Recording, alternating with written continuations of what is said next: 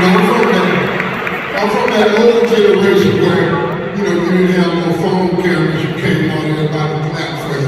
I didn't feel none of that just but I'm good. Thank you all. Thank you very much. So, this is going to be first of all, you see this room. You've performed in front of thousands of people before, but you've seen arenas packed for sports. You've seen arenas packed for comedy shows. You've seen arenas packed to see celebrities talk about their movie. Have you ever seen something like this for financial literacy? Well, I'm going to be honest with you. I didn't know that we would ever get to this. I had hoped. We'll pay a lot of money for entertainment. We'll pay top dollar to see our favorite artists. But when it comes to investing in yourself, back in the day, it just didn't happen like this. This was an amazing thing to see. 12,000 people. You're not trying to invest in themselves. And the other impressive thing about it is so many young people. It's a lot of young people in here, man. That's a great testament as to where we're headed as a people and what you two brothers have accomplished in a very, very short period of time. You filled the void that was so needed. There was such a thirst for what you had. Because young people need information. They need information, and that's what you all have managed to do. So we're about to have a powerful conversation. But once again, before we start, I don't want to have to take any media credentials. Anybody that's in the media, I need you to take a knee. You can't block the front row. So I ask you nicely, next time you're just going to take your media credentials, please be respectful of the people that's in the front row. Very, very important. So I want to start this conversation off with the power of partnerships, the power of collaboration, and what better way to start it than us.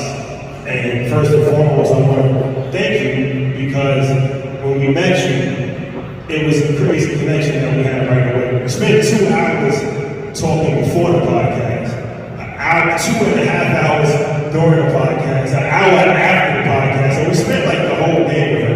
And at the end, he was like, I really like you guys a lot. We're gonna make a lot of money together. And I told Troy that our lives would never be the same after that. And I just had that feeling. And it only took a couple of months for you to honor your word and to actually work with us. And this is the first joint venture, and hopefully of many more to come that we've done.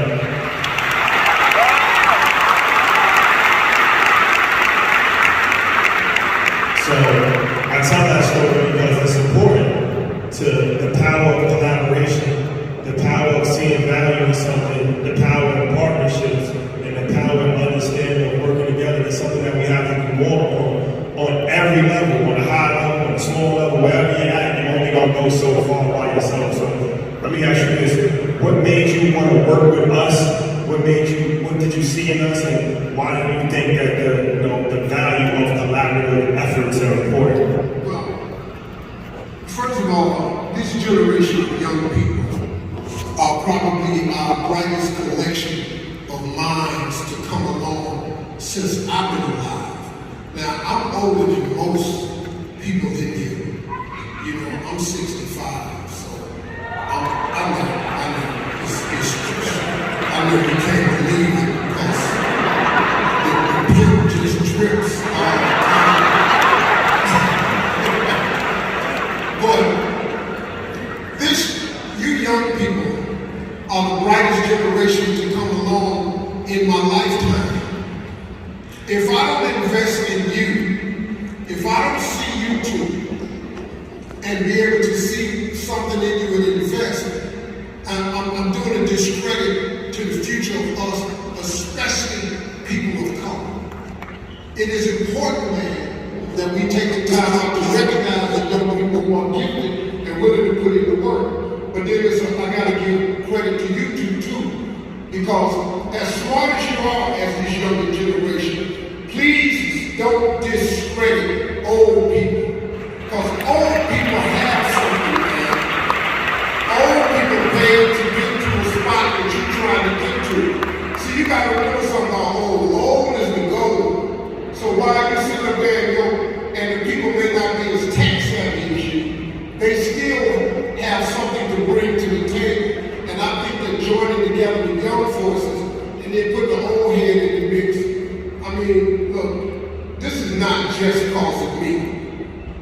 This is a collective effort of you and your team. But last year was 3,500 people. This year you got 12,000. You understand?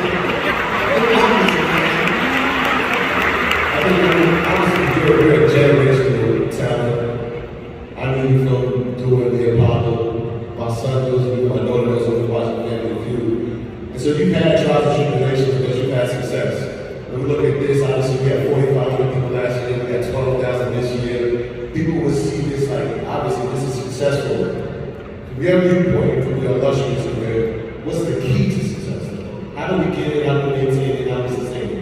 Well, here's what happens. Because of Instagram now and social media, you see these highlight reels of each other, and you see a person showing their best bag, their best shoe, their best pose, and it's usually on their best filter.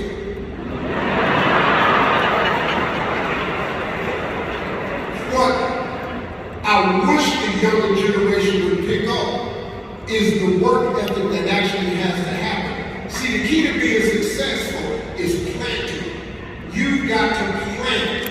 Now, when you plant seeds, young people, you can't expect a harvest in 30 days. The harvest don't come in 30 days. You got to plant your seed, and sometimes the harvest don't come for years. Everything is not instant. So here's what I do. I get a rope, and I drop seeds in the ground. Then I go back and I cover them up with dirt. Because the dirt, you need the dirt. Then, once I cover it up, I dig another row and I plant some more seeds. I got about 10 rows planted. I look back at the first row and it's starting to sprout. Some stuff starting to come out the ground. I don't go back to that first row and just start eating because it ain't really bearing no fruit right now. You can't eat the stalks and the leaves. You gotta wait till it bears fruit. In the meantime, you got to keep planting. Now, you're going to look up in about 5 years, you're going to look back at something you planted 5 years ago, going to have a lot of fruit on it. Then you can go back and start partaking of that fruit. But the reason you got to keep planting is because sometimes you're going to get rained out. Sometimes it's going to be a drought. Sometimes, man, the pesticides/haters is going to do what they do to your planted crops. Now, you got to mentally be prepared for that. But the planting process can never stop. If I could tell anybody anything, keep planting seeds and never stop planting because you have no idea when God will drop all the necessary rain and you look up and everything you need is right there.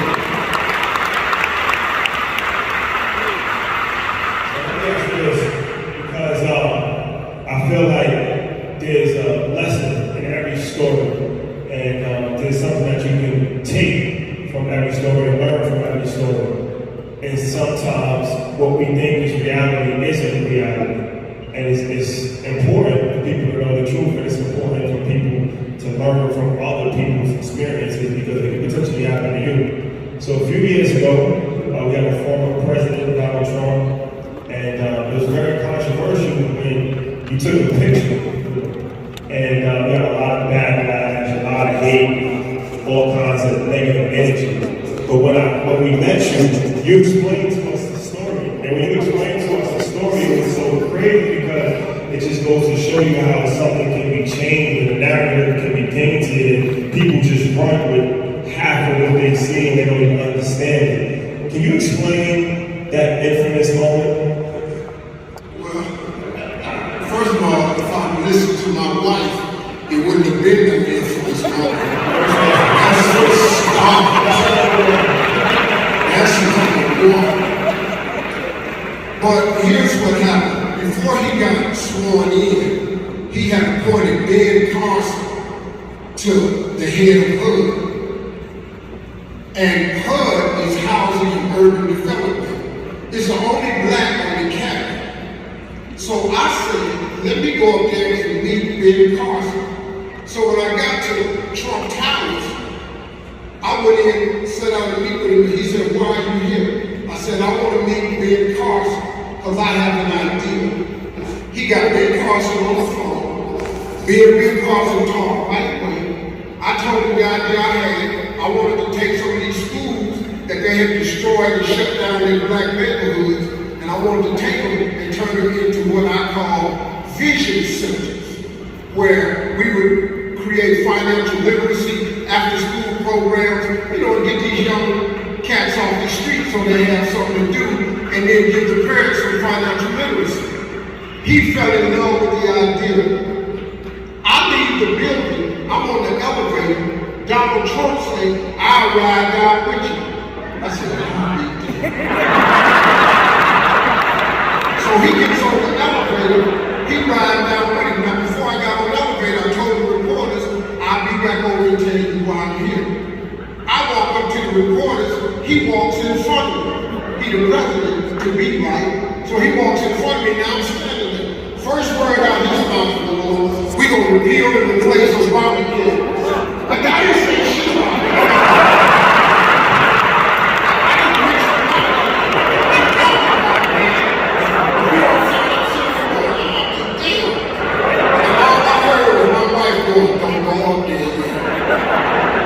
So when he left, I stood up and told the reporters what the deal was. By the time I got to my car, because this happened on my 60th birthday, it was that weekend. My wife had a nice trip for me. All I had to do was get on that damn boat, like she said. That's all my ass had to do. Oh, no. I'm going to go up here for black people. Before I got in the car, I couldn't believe it. I couldn't believe it. I was a coon, I was a jigaboo, I was a spook, I was an Uncle Tom, and that shit hurt me to the core, because all I do when I wake up is walk out the door as a black man, to represent the black culture, to be something that some young person can look at and go, yeah, I do that. My whole hustle and mind has been for black people. And so it kind of hurt me, man. And so here's fast forward. Turns out the Vision Centers was the only initiative Ben Carson had his entire run.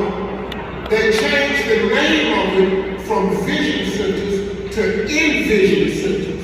You can go online and look them up. They opened up 3 of them. All the ideas I had given them, they enabled. Then they asked me to come take a picture with Ben Carson in front of the schools. And I said, no, because y'all had ate my ass up so bad before. Y'all ain't get no more pictures of me. My family got attacked and all this here. But that was a hurtful moment for me. Because I went up there to get housing and benefit for black people. And then they turned me like that. But I always know how to handle it. It's kind of like, I know it's a lot of hip-hop cats in here. Old school music still registers very deep in my soul. I'm an R&B guy. So there's a song that Temptations had out, and I had to sing it to myself. I know you want to leave me, but I refuse to let you go. If I have to beg and plead for your sympathy, I don't mind, because you mean that much to me. So I just hung in there with black people. I just stayed in the church because I never hurt you. I was going to have to get all money. Some of y'all do. It's cool, though. Well, I want to ask you about that because when you reach levels of success, especially now, you're going to get some level of hate online. You're going to get some level of hate on YouTube. You're going to get critics, and it has an effect on your psyche. So how would you coach people through? What advice would you give to the young people that haven't experienced that yet, but they might be in sports, they might be in music, they might be entrepreneurs, they might be online at some point when that comes? What do you do to just keep going? It's interesting because I was talking to Wally Flocka backstage, and he came up to me and said, hey man, you don't know what you mean to me. I've never met the brother before. And he said, you don't know what you mean to me. He said, I follow you, I listen to you, man. He said, man, you changed from just a comedian to a real man. And you made me start looking at some things I want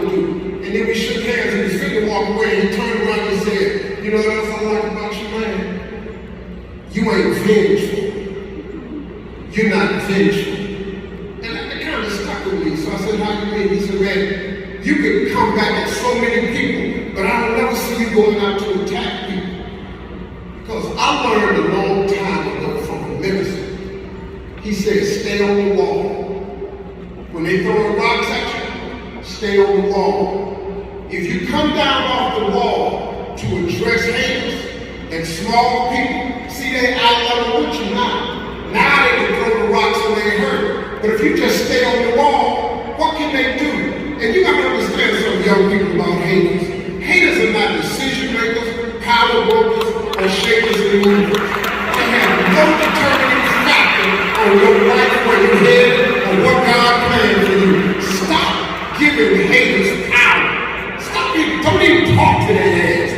I don't give a look, man, I'm 65. I don't give a damn what you say about me.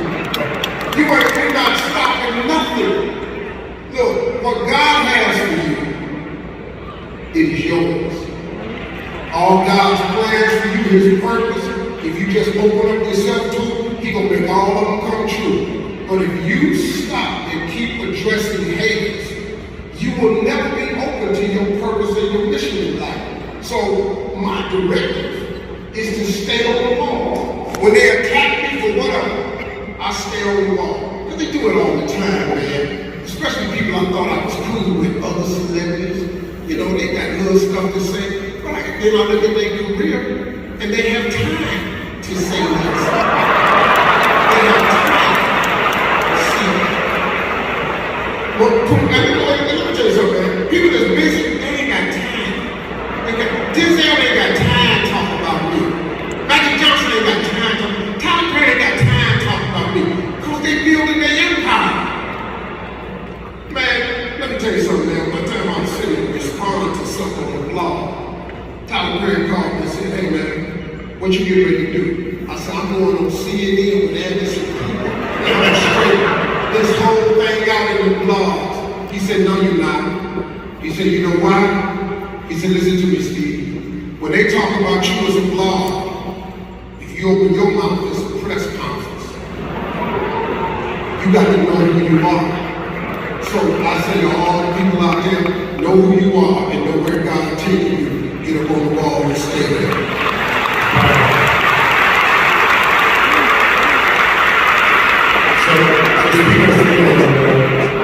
Another one of those stories about changing something that can be seen as a negative in a way to actually turn into something incredibly positive. 2015 Miss Universe. Right? This just will never go away. So you share with us the story behind it, obviously the mishap, and you read Mr. Logan, we know that part of it. But there was another side to it, how that affected your career positively. Can you talk about that? Yeah, see, it was crazy because I'm a really, really bright person. I've been on TV a long time. I know how to read. As a matter of fact, I read very well. And better than reading, I listen extremely well. The teleprompter said, and the new 2015 Miss Universe is, now I got a line of beard right here. I got two names on the card.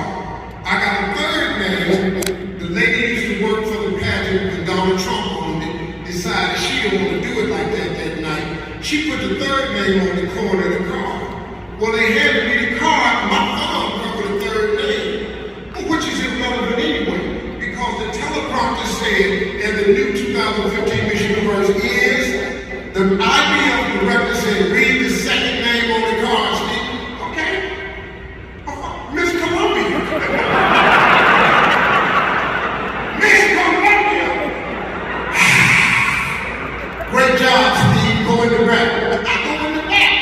I'm in the back for 2 minutes. My boy that worked for me, stage manager, he said, yo, dog, you said the wrong name. I said, I said shit wrong. I said the wrong name.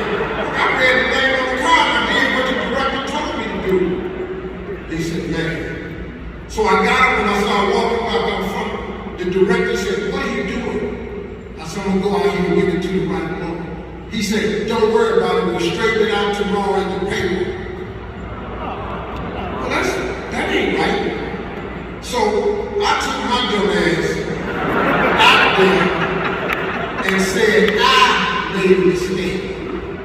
when in actuality, the lady that printed the card should have never put a third name on the card, because that's not how we rehearsed. And the teleprompter should have never said what it said. And the director should have never told me what he told me. But I took the whole bullet. Now, behind every moment of adversity in your life is two things behind that. There is a lesson and there is a blessing. You got to wait to get both of those. But if you let the moment of adversity define you and destroy you and make you crumble, you never are available for the lesson or the blessing. So the next week, I've been in the house for a week, and my wife can tell you, we have 24-hour armed guards at our house year-round, ever since 2015. Because them Colombians, man, well, they was coming for me. They asked me serious. The death threats was real. Them damn Colombians, man, shit, I quit drinking Colombian coffee. They had my ass with something. So even to this day, we in 2022, I still have full-time armed security around my homes because they threaten my family. Like you can't threaten my family, dog. You can threaten me, but you can't come for them. I'm not that dude. I try to be a Christian, but I ain't there yet. I'm an entry-level Christian. I don't really know how to do advanced Christianity. I don't think I'm ever going to be good at advanced Christianity, because if you slap me, I'm not turning the other cheek. I just need to let your ass know that now. And if you cuss me, I'm finna cuss you. That's not his working. But you need Christians like me. You know that ain't all the way in. You need a Christian that backhand your ass. You know, bust your tie. So, I wouldn't address it until I was able to have Miss Columbia come on my talk show. And that was the only time I addressed it, but she couldn't come until February.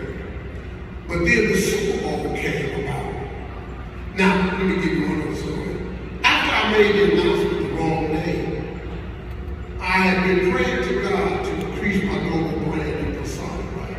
I wanted God to make me more globally famous because I saw myself becoming a global businessman. After the Miss Universe fiasco, within 48 hours, my name had been Googled 4 billion times. I was the most Googled subject in the world for 48 hours. God had increased my global brand and persona. And I surely appreciate the way he did me. I thought that was pretty funky, God. Just thought I'd say that. Didn't really appreciate that. But after that, we started getting letters from other countries, inviting me and my wife to vacation homes. They gave us 13 villas. All around the world, we can come vacation anytime we want. And there, T-Mobile came along and said, we'd like to take your mistake and turn it into good. And I said, how so? They said, we want you to do a T-Mobile commercial. I said, well, that's interesting. How much does that pay? So I did the T-Mobile commercial.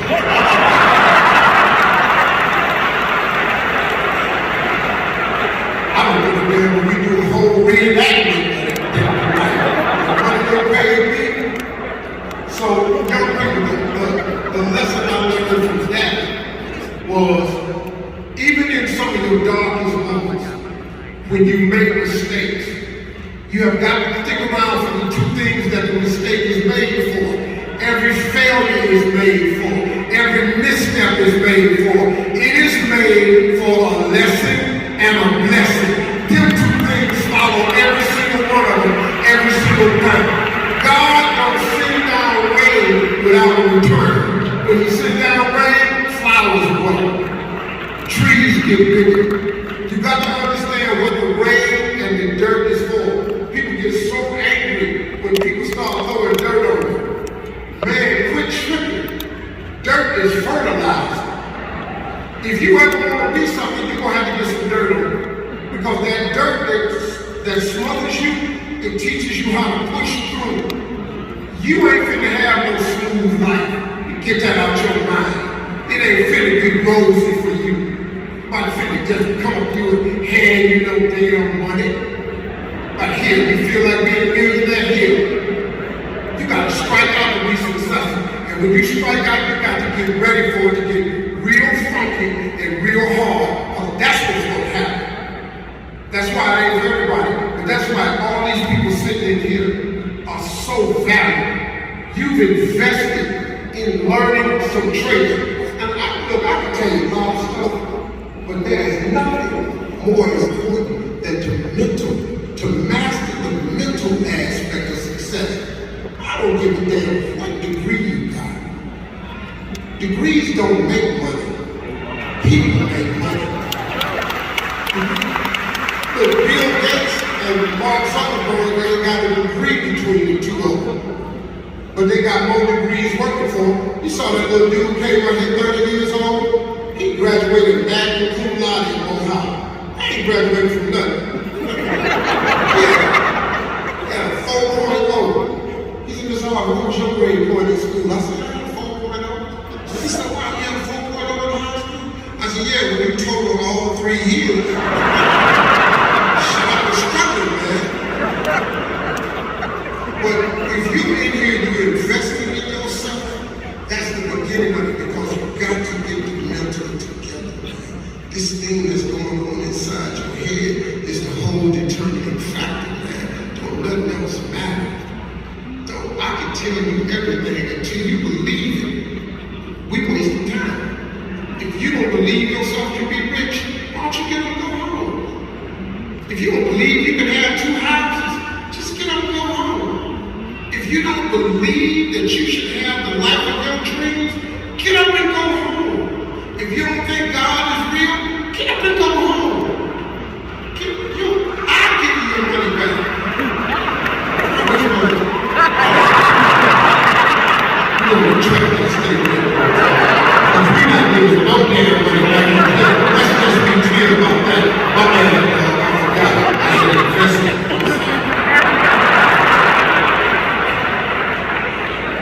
Retract that from the course records. But also, a lesson from a business standpoint, it also helps you get a better deal from this university, right? See, I can say it now because it starts to event. After the mishap, I said I didn't want to do it no more because I was put out on Front Street and they left me out there to dry. Didn't nobody volunteer to say it was my fault. Teleprompter didn't step forward. The director damn sure didn't come forward. So I said, I ain't doing it. So they said, well, suppose we play the devil. I said, I still ain't doing it. They said, suppose we play the trouble. I said, I still ain't gonna do it. He said, Mr. Harvey, we'll pay you millions to come back and do this. I said, I'm still not gonna do it. They said, what do you want? I said, ownership.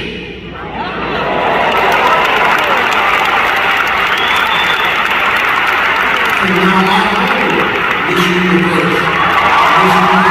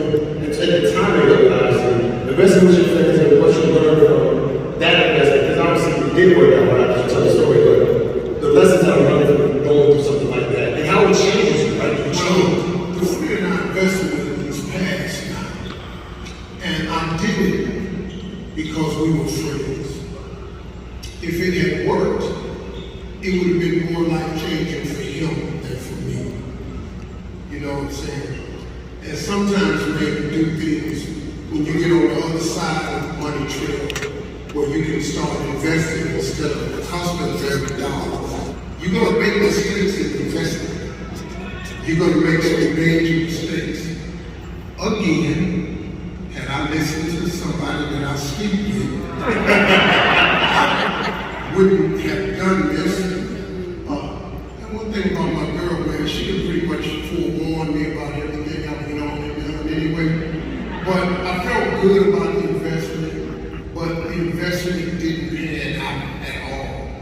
And it was a latex glove plant that we bought down in Buke, Alabama.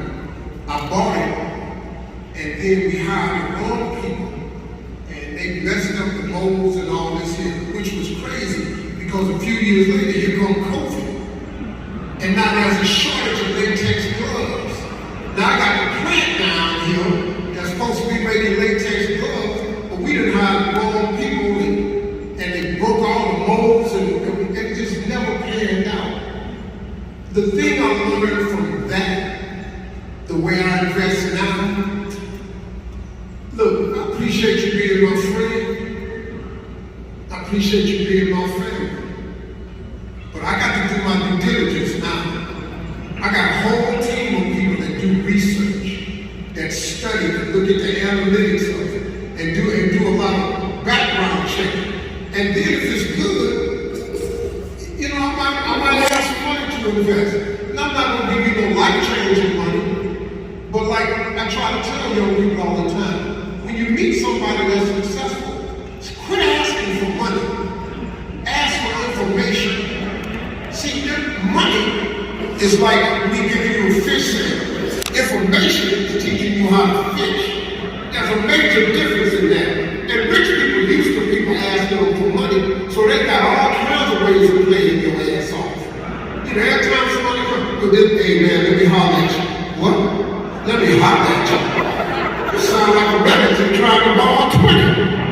Now you got a reasonable proposal. Do your due diligence when investing. Do some research.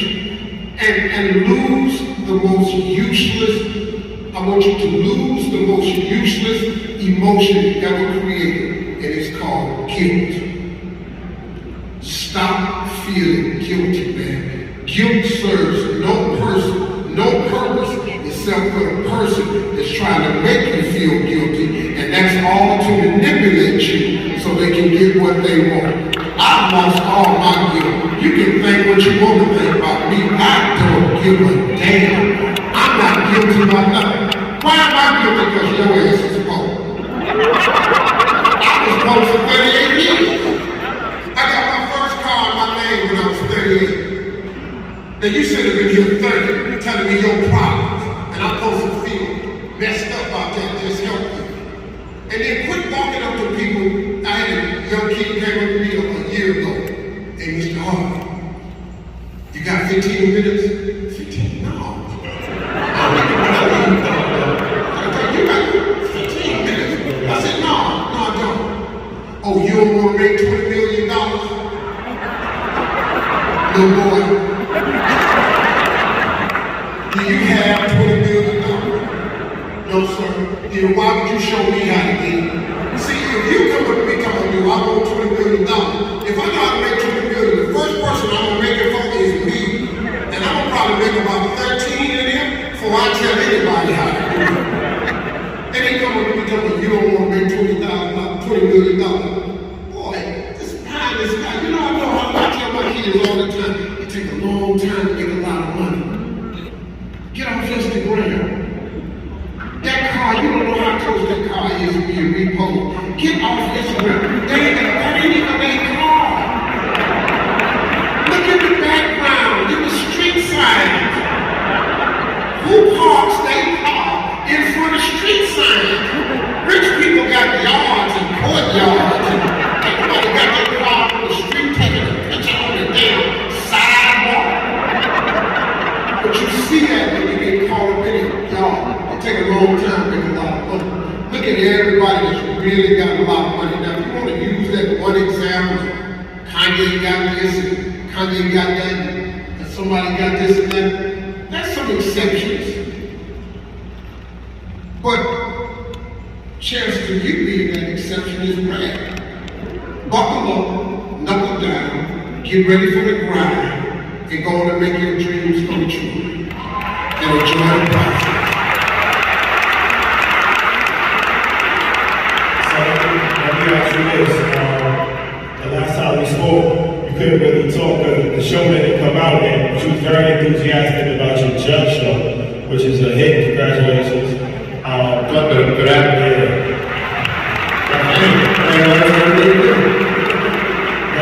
But there's a business lesson behind that as well, because you said that was the first show where you had like complete ownership of it. And you said that was the one that's going to take you out of here. And it's crazy because it's like, you had all of these other shows and Steve Harvey show, but you never had ownership in that. So why was it important for you to have ownership, and what's the dynamics of the judge show as opposed to the other shows that you had in the past? See, the Steve Harvey show was me and Sid and Tanya, Wendy McHale and Terry and Barry Sid, Tanya and Will Scott. This was a show that ABC had created, so I came along. I was just coming out of homelessness, man. I said, man, y'all gonna pay me how much? My first TV show, they gave me $75,000 in returns. I'm signing.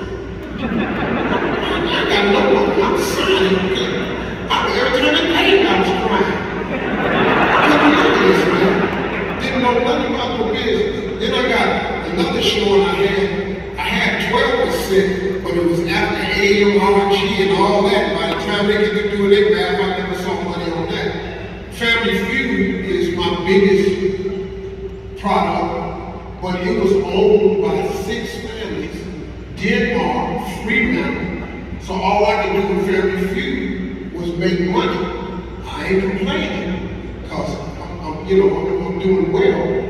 But, and then you look at Little Big Shots, I added a third of that. But that's a whole nother story, the way NBC tried to play me.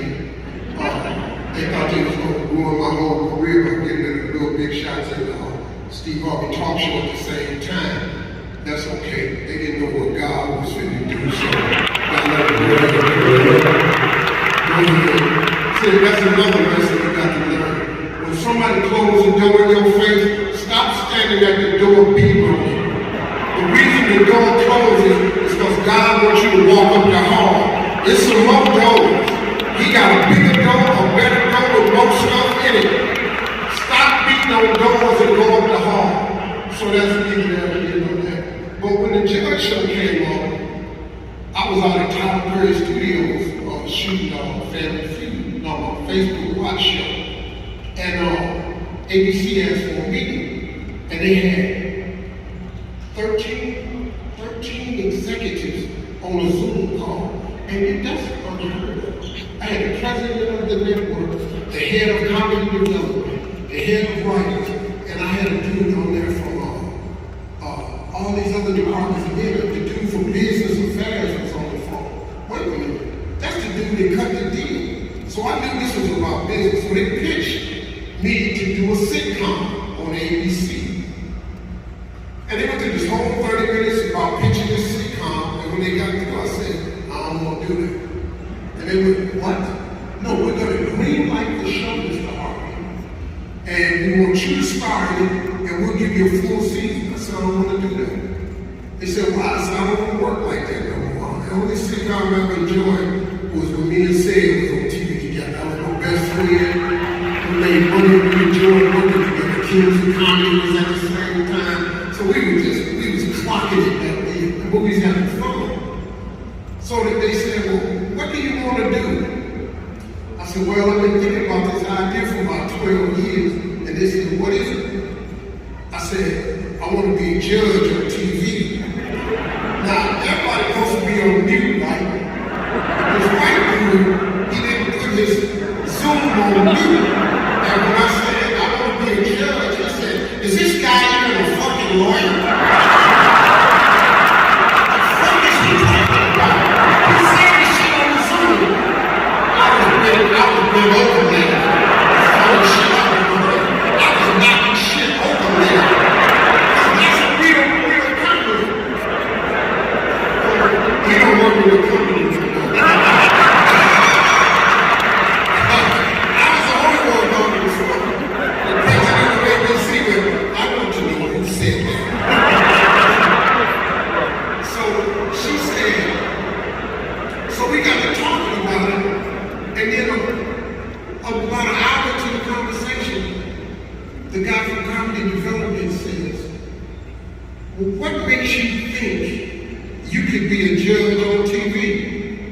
say, shit, Donald Trump was president. Y'all let his ass be president. How the hell I can't be in jail for TV? They said, let us think about it. The next day, they called my lawyer Brandon and said, we're green lighting the show. We'll give him a full season right now.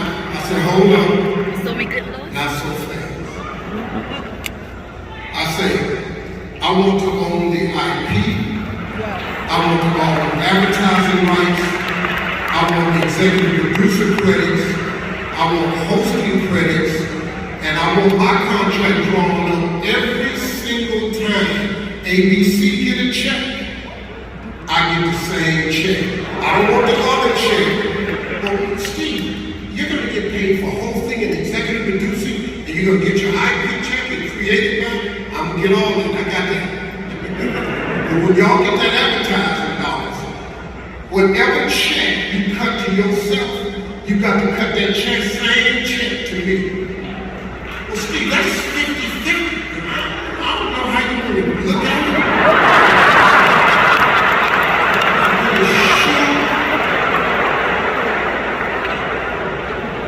But we're going to put it on paper. Do you know I did a whole season still with no contract because they just can't bring themselves to sign. But now the show is a hit. It's the #1 show on ABC for the night. So now, what you going? You can't walk away from the hit. So now, they just presented the contract last week to my lawyer. And so this is the first time and I heard something completely totally. And that's the one me and Marjorie know. Congratulations. And I know my kids is home. I know a lot of my kids is here listening. And I just said, me and your mama. Don't lie down on this side. Don't count shit. Just want to be clear about that. We can edit out the cussing because I got too comfortable. We brought up ownership and we spoke about family food. When we last spoke, we were talking about how we created our family food in South Africa and then trying to expand to other countries. Can you talk about the importance of investing in Africa and infrastructure and how for the future that's what we need to be doing? Because we try to preach it and I feel like people are still looking at it as the old perspective, not knowing that when we go there and we highlight the great things that are going on, we have an opportunity to change the perspective and actually build this gold continent that we know it is. You know, what I had to do was I went to Family Feud and I bought the international rights to Family Feud. That way I could own something. I can't own the Family Feud. But I was told by everybody, nobody shoots TV in Africa. It just don't work. They don't have the bandwidth. They don't have the capabilities. They don't have that Hollywood does. And that's true. Nobody has the Hollywood dust like Hollywood. See, what you all gotta understand, the majority of shows you see over here, these hit shows, they buy the format at the NIM conference, they bring it back to America, change the name on it, put that Hollywood dust on it, make it a hit, and then sell it back to them. Oh, these white folks, oh, they're incredible.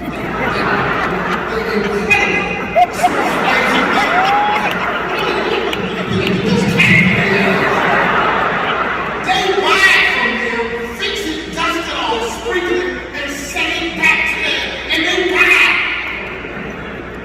America got talent, man. All that voice, all that ain't from here. They bought that. But nobody does TV bigger than them. So they kept telling me they don't have it. Well, nobody does.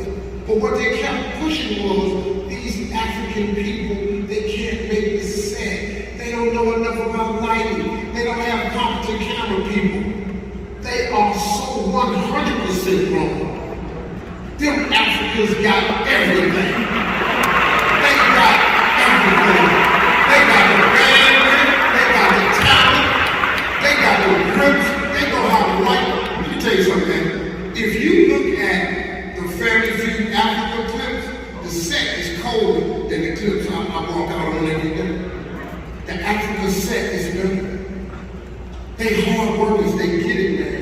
It's just nobody believes it. Now you can go over there and you can make TV a lot more reasonable, but you're gonna have to come see me because I created a company that ain't gonna let your ass go over there without seeing me.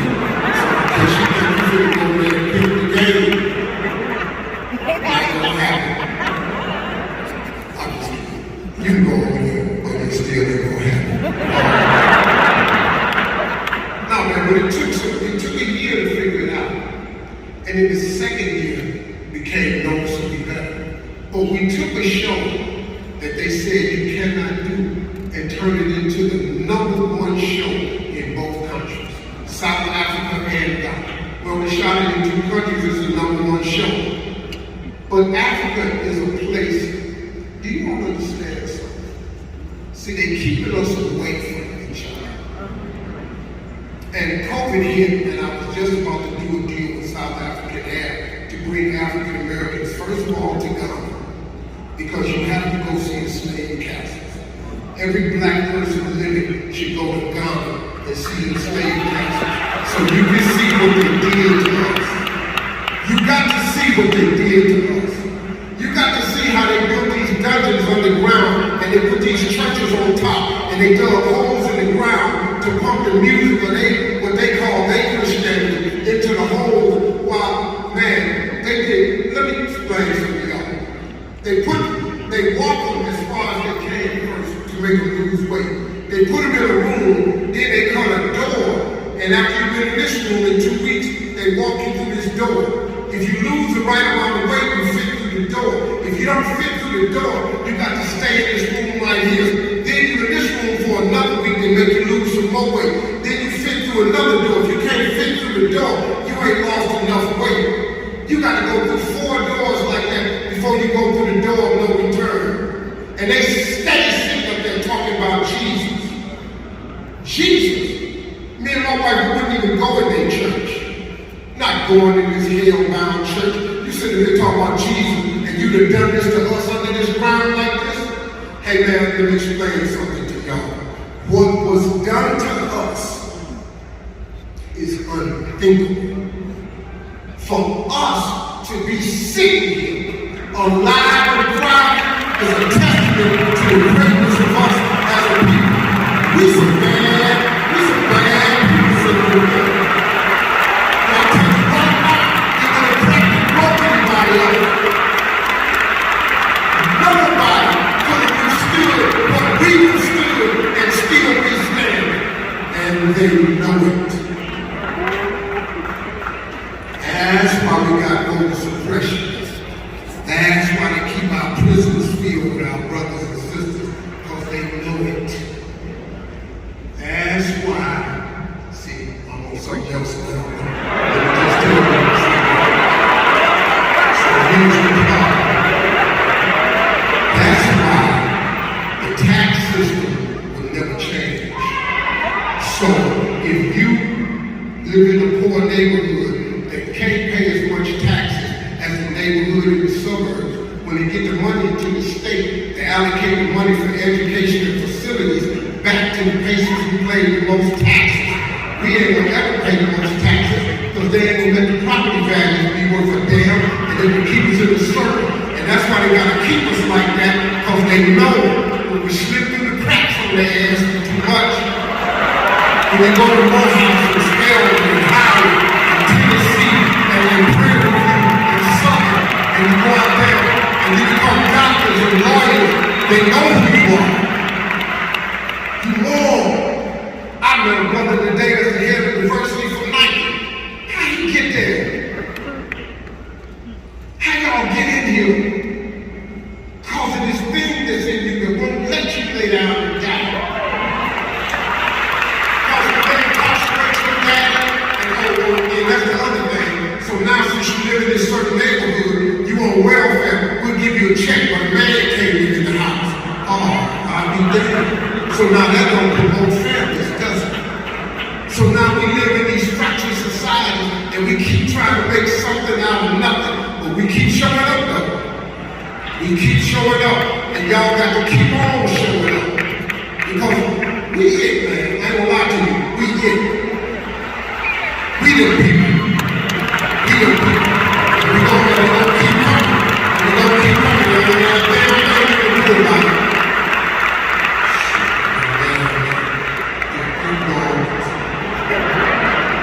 I don't even smoke. You know, I ain't never had weed in my life. So you didn't know what to say.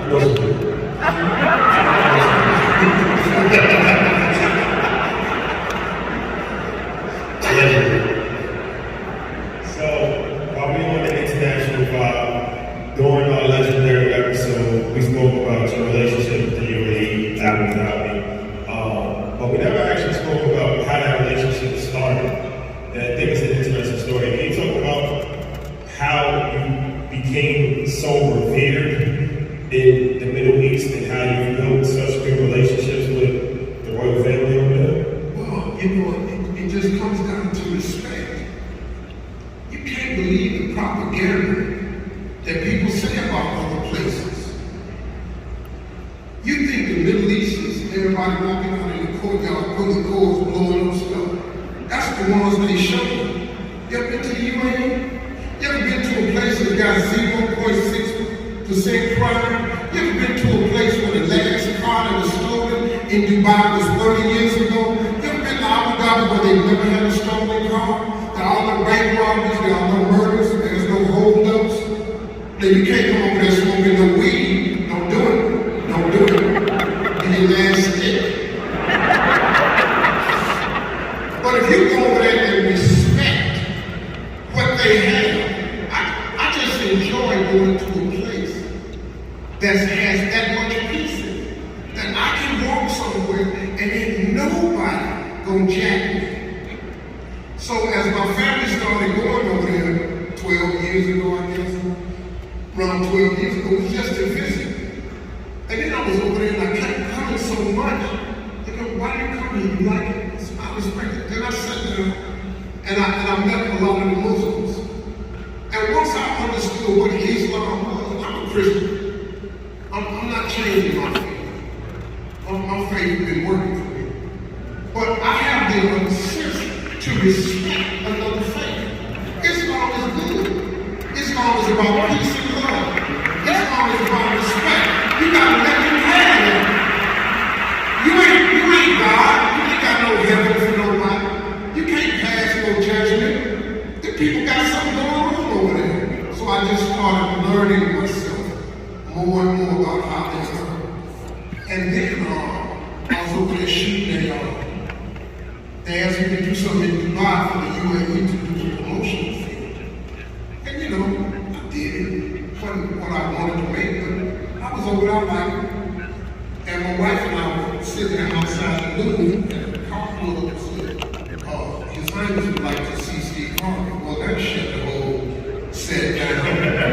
I'm in the car and I go visit him. And the way I met him originally though was we were at Formula One. And one of my favorite pictures is him, he was pitted. And the guy wanted me to go meet him, and people lined up to see this man. And I didn't know much about him. I said, no, I don't know about him, man. He said, no, so the ambassador from the United States walked me up to it. And I got ready to introduce myself. I said, how you doing, sir? My name is Steve Harvey. I'm from the United States. He said, I know exactly who you are. He said, your story is incredible. He told me I was homeless. He told me he couldn't believe how I, as a black man in this country, had risen from the dirt to where I was. He told that to me. And I'm standing there, you know me, I'm crying. And I'm saying, I can't believe this dude even talking to me. And that's how it started. And then it just evolved from there. And this man is one of the kindest men that has power that I've ever seen. The way he treats his people, but they're the monarchy, right? And you think, well, it's better. But then, hey, they got a monarchy in England too. But guess what? He take care of his people.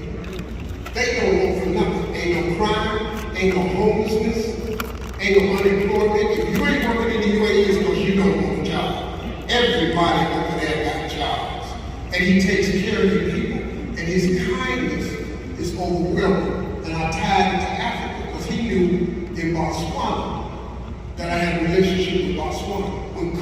first hit, Botswana had put in an order to China, and the Chinese just took their money. Told them since they was ending it, they couldn't deliver no PPE supplies, PP, whatever it is, masks and all that. So I called up the government of UAE and said, man, can you help these people? We're gonna lose the whole country. Botswana with 2.5 million people, they was over there losing people. I said, man, we gotta get them some supplies. They got the ruler on the phone. He told me not to tell him. He said, I want this to be from you, Steve. This is how he is. He put 2 cargo planes loaded with 7 tons of PP supplies, flew them from Abu Dhabi, landed in Botswana, and gave it to them for zero. He didn't charge them one single quarter. Now, you see, what ruler you know do that? What ruler does that, man? Cares about another group of people. And he says, Steve, this is from you and your wife. So we got on Facebook, we did the Zoom with them, they thanked us and everything. But I couldn't just keep taking credit for that. I don't even know where to get 7 tons. So let me quit playing this out like it's me. No, man, it was this man whose brother recently passed, and now he's the president of the UAE, one of the most powerful men in the world. And when I tell you how, because they got away. They got away. But when you meet these people, they are the kindest, most sincere people I've ever been around. Ever. And I would stand up and say that about this man anywhere I go in the world. I wouldn't care. Who didn't like it? Forget everything you've ever heard. After you go to Africa, you gotta go to Ghana first, then you need to go to Botswana, because you need to see what Botswana is the second richest diamond producing nation in the world. Them black people over there got something. And then you got to go to Johannesburg. That's what you got. You got to do that jump right there. Once you see that, you'll understand who we are. Them Africans ain't stole nothing from us. They talk about Burna Boy stole it. No, we stole from Burna Boy. Them Africans is us, man. They the beat, they the rhythm, they the soul, they the hard work. We get our courage from them. When you see the people, they look just like your family. I was walking down Johannesburg, I thought I was in Detroit. They walk like us, they look like us, they got moves like us. It's just, you gotta see it, and we gotta, my goal is to help bridge this gap, because we got to touch base with them, because they love y'all, man. You don't even know. They think y'all will catch me out. They think y'all will live. You know why? Because they know what you went through. They know what the slave ship picked you up at. They know they brought you to a land. They know what they did to you. And y'all still over here shining. If we take this shine back over there and give them the love and teach them that dust, we have the power for you. That's it. See my questions about success. Obviously, a big platform, number one show after number one show. I wonder if there's anything that's missing from your portfolio. Is this something that you have like a vision board that you have yet to accomplish? Well, my wife and I bought a ranch, and it used to be owned by the Cathy family, which owns Chick-fil-A. We get some more. Thank you for that. Yeah. You're welcome. And I was doing my mineral camp down there for 3 years. And it's such a beautiful place, man. It's 1,600 acres. And when I tell you, man, oh my goodness. Oh my, it's incredibly beautiful. And a few years ago, I was down there doing the camp, and I approached them about buying, a couple hundred acres. If I could just get a couple hundred acres. and it didn't work out at the time. But see, God, let me tell you something. I don't care what your plan is, God played way colder than your plan. So he didn't let the 200 acres go down. So what he was doing was setting it up that I didn't know about. So Marjorie and I bought months back, we bought the whole thing, the whole 1,600 acres. And we changed the name of it from the Rock Ranch to the Stephen Marjorie Harvey Legacy Ranch. That's the thing that Marjorie and I are going to hang our hat on. So let me tell you what we want to do. We've already started the process. We're in zoning meetings down there. We're taking this property and we're leasing it to our foundation for $1. Because the foundation don't need that here. We took the money ourselves. We leased it to our foundation for $1. We have the plans to build dormitories that sleeps 350 boys or girls. We already know we can't bring them together. We figured that out. They have to come separately. I ain't going to be explaining this to nobody, mom and all this here. The boys and girls come separately. We're building dormitories. We're building a STEM center to teach STEM. We're building an esports complex. We're building gymnasiums. We're building a Division I weight class weight room. We're building a 700-seat theater to teach and show presentations in. We're building a brand new dining hall facility. That's going to cost a lot of money. Do we have that money now? But you know, man, that's the other thing I learned. You know, when God tells you to do something, you got to do it. See, the how-to ain't really your business. And that's what really messes a lot of people up. You get something in your imagination or something you start dreaming about, and then you start figuring out the how-to. Well, I got news for you. The how-to ain't really your business. The how-to is up to God. You got to be willing to do the work and put it in faith. See, that's really all it is. I know a lot of people got education broke as hell, so I already figured it out. They ain't your education. As a matter of fact, education ain't even in the Bible. They ain't never mentioned Harvey in the Bible. They got no scriptures about Harvey, Yale. It's not Morehouse ain't even in the Bible. As much as you like it to be, it's not in there. But you know what's in there? Dreams, visions. A man without a dream or a vision shall perish. It don't say a man without education will perish. So quit worrying about if you don't have the education, if you don't have all the credentials. You need the vision and you got to be ready to work. And look, man, when God puts something in your imagination, when He put it in your heart, you got to go for it. I was talking to you before the thing started. You know the hardest thing to get people about success, the hardest thing is to start. Start, man. Most people are frozen with fear and you're frozen with the how-to. You can't figure out how to make $1 million, so you never start. You ain't got to know how to make $1 million. Who told you that? You got to start, man. You got to take a leap of faith. Quit tripping yourself out of the blessing because you worried about the how-to.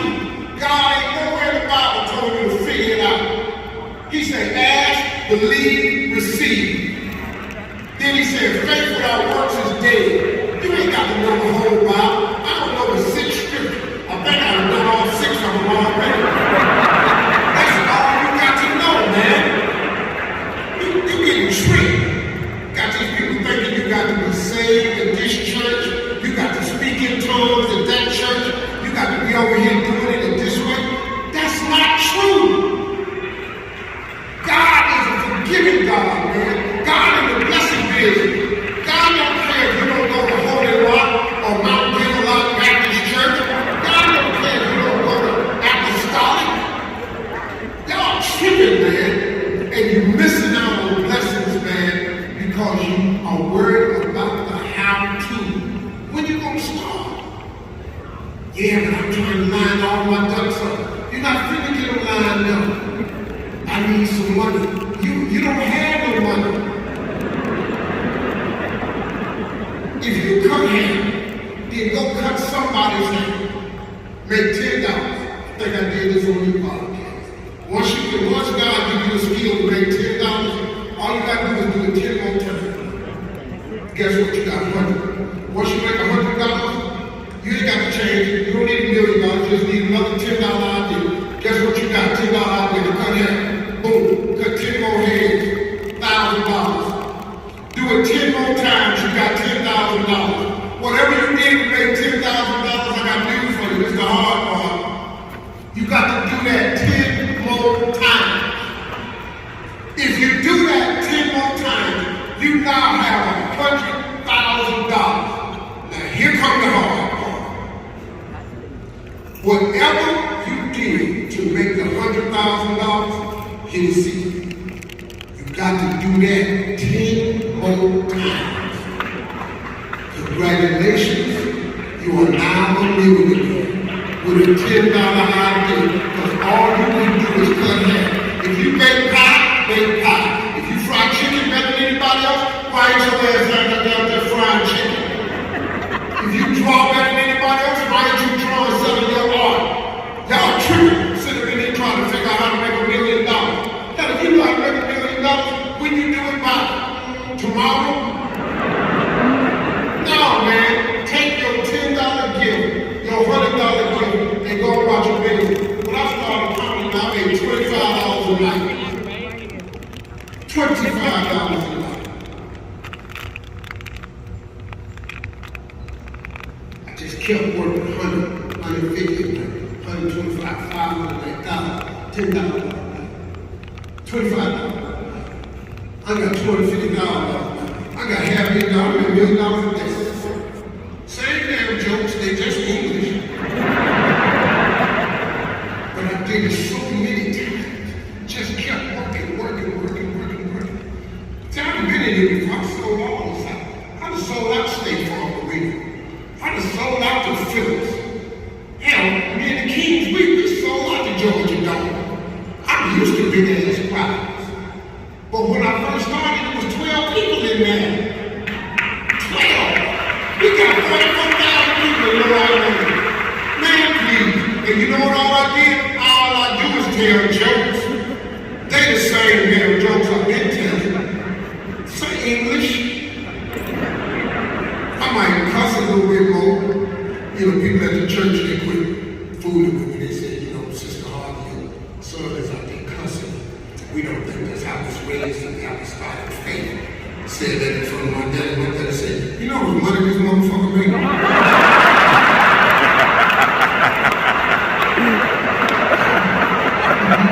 My dad put everybody out the living room. Now, ain't no Bible study in here, shit talking about this boy.